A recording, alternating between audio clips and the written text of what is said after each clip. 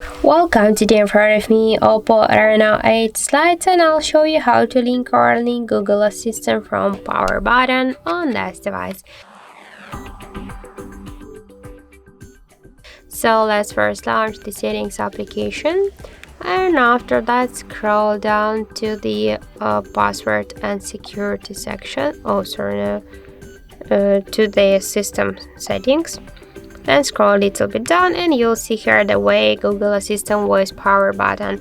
So just to activate it, just to link the Google Assistant from power button, we should click once on the switcher, and now just by hold the power button for a couple of seconds, we can see that the Google Assistant switcher section feature is turned on.